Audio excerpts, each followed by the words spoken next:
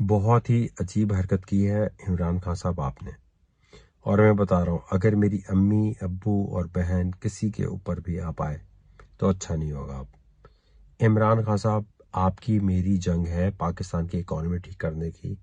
رضا باقر کے بولنے پہ آپ نے میرے اگینسٹ جو بھی کارروائی کی ہے یہ اچھا نہیں کیا آپ نے، اور آپ سے میں ریکویسٹ کروں گا کہ آپ چیزیں میرے اور اپنے درمیان رکھیں۔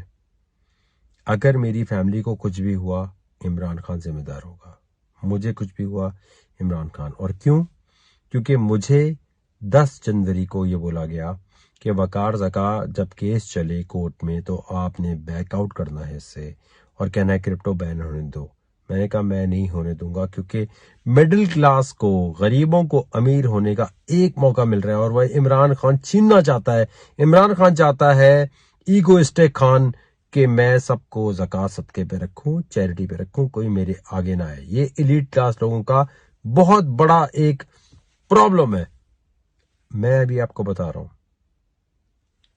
جوڈیشل زندہ باد، وکیل زندہ باد، ان لوگوں نے ہی پاکستان کی اکانومی کو بچایا ہوا ہے، کرپٹو کو بچایا ہوا ہے۔ عمران خان صاحب، یہ جو آپ اداروں کو بول رہے ہیں کہ وقار زکا کو الٹا لٹکاؤ، بھاگوں گا نہیں میں یہیں کھڑا ہوں۔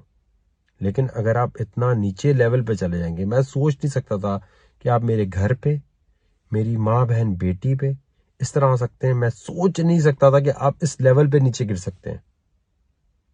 اداروں کو یہ مت بولو میں نے money laundering, terror financing, Pakistan سے ڈالر باہر بھیجا ہے، فورن ایکسچینج ایکٹ 2047 کی کوئی وائلیشن کی ہے، بلاؤ، میں آؤں گا، بات کروں گا، لیکن یہ فیملی تک نہیں آنا۔ اب عمران خان صاحب مت آنا۔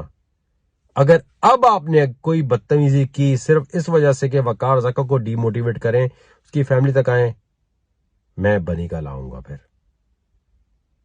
مت کرو بدتمیزی، فیملی تک مت آؤ۔ آپ کو کوئی پرابلم ہے، میں یہیں ہوں، میرے اور اپنے درمیان بات رکھو، فیملی تک مت آؤ۔